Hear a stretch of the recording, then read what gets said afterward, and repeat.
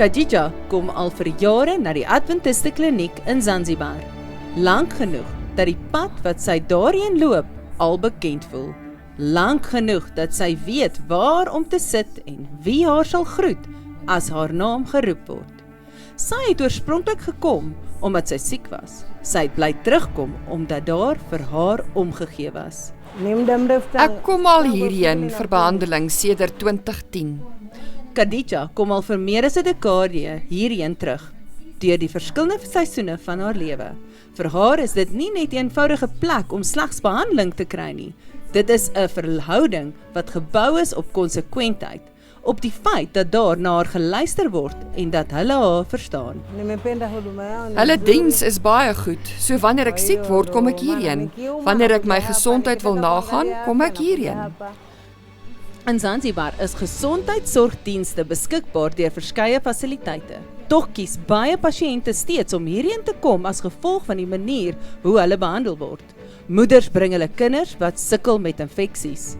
Swanger vroue kom vir hulle gereelde ondersoeke. Ander arriveer hier met respiratoriese siektes, maagprobleme, diabetes of hoë bloeddruktoestande wat deurlopend sorg vereis. In 'n lae-inkomste gemeenskap soos hierdie kan toegang tot konstante en betroubare gesondheidsdienste bepaal of 'n klein probleem vinnig behandel word en of dit lank genoeg gelaat word om 'n ernstige probleem te word. Binne die apteek beweeg Dr. Jeffrey Mabula stadig van kamer tot kamer. Hy luister aandagtig. Hy ondersoek deeglik. Hy behandel elke pasiënt met menswaardigheid en respek. Ja, sababu kubwa ni kwamba die hoofrede is omdat ons werklik vir hulle omgee. Ons werk saam met hulle en ons het iets meer as net die diens wat ook op ander plekke verskaf word. Die liefde vir die pasiënt.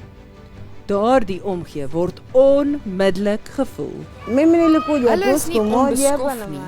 Hulle luister mooi na jou en jy kry medisyne. Oor die jare heen is iets baie seldsaam hier onder die mense gebou. Vertroue. Maar die gebou self sukkel om by te bly. Wanneer dit reën, lek die water deur die plafon. Elektriese en loodgietersisteme is versluit. Soveel herstelwerk is nou al nodig dat klein regstellings nie meer genoeg is nie. Op hierdie diens in hierdie gemeenskap te kan voortsit, benodig die apteke 'n volledige opknapping. Daarom is hierdie komende 13de Sabbatskool-oppergawe hier gefokus. Hierdie oppergawe sal help om die Adventiste kliniek op te knap en so dan 'n ruimte te skep wat hierdie vertroude werk toelaat om te kan voortgaan. Wanneer ons hierdie fasiliteit bou, sal dienste toeneem en die liefde wat hulle van ons verwag en die goeie dienste wat ons lewer, sal hulle in groter getalle laat kom. En hier sal hulle dan die voldoende dienste kry. Dankie dat u bydra tot die 13de Sabbatskool-offergawe en dat u die sending ondersteun.